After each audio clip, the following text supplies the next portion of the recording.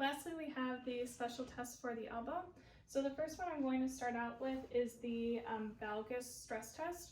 We will also come back to the valgus stress test when we move into the lower extremity next semester, but it's definitely something you will need to know for the elbow unit itself. For the valgus stress test, I'm going to have the patient in about, I would say, 15 to 20 degrees of elbow flexion. I'm going to be providing a force on the lateral side of the elbow. In doing so, I'm providing stress on the medial aspect of the elbow.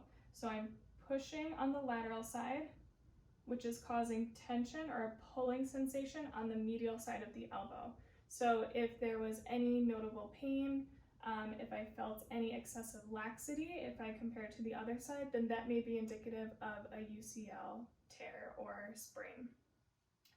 On the other hand, if I did a varus stress test, so I'm actually going to use this arm. I'm going to, again, just bend him slightly, about 15 to 20 degrees of elbow flexion.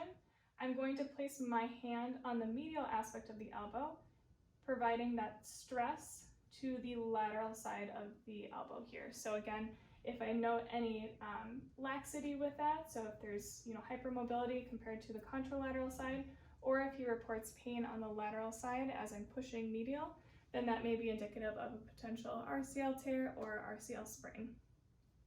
Next, we have Cosen's test. So this is testing for tennis elbow or lateral epicondylitis. You can have the patient either short-seated or standing. I'm just actually going to have you stand for this. So I'm going to have you turn slightly for me. Great. Patient is going to have his elbow bent to about 90 degrees. I also want him to make a fist and then extend his wrist upwards in this position. What I want to do is palpate the lateral epicondyle because that's where the wrist extensor group originates from. And in this position here, I'm going to try to push his wrist down into flexion. So it's kind of like a manual muscle test for the wrist extensors. So hold here. Good. I'm holding for about 5 seconds here.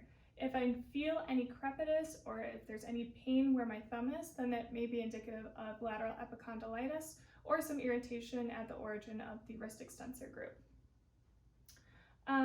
Next, let's do the Tinel sign. So I'm going to have you turn this way here. So Tinel sign is looking for any type of paresthesia, specifically within the ulnar nerve. So remember that the ulnar nerve goes through the cubital tunnel here. So this is just posterior to the medial epicondyle, runs down here, and it innervates digits 4 and 5. So I'm going to bring the patient up passively, so totally relax. Great. And all I'm going to do is take 2 fingers, and I'm just going to tap right where the ulnar nerve goes through the cubital tunnel here. If he reports any numbness or tingling or some of those radiating symptoms, then that may be indicative of potential ulnar neuropathy or ulnar neuritis. Lastly is posterior lateral rotary instability. So I'm going to have you lay on your back. Good. So the patient is completely supine. I'm going to bend his arm to about 90 degrees of elbow flexion and 90 degrees of shoulder flexion. The patient is going to be supinated, or the wrist will be supinated, so think about just having his palm facing down towards the table. I want you just to make a fist for me. Good. So what I will be doing is I'm providing an axial load through the ulnar and radial shafts. As I'm doing so, I'm going to provide a valgus load with my outside hand, and I'm extending the arm up above the patient's head. You okay? It's a little bit uncomfortable.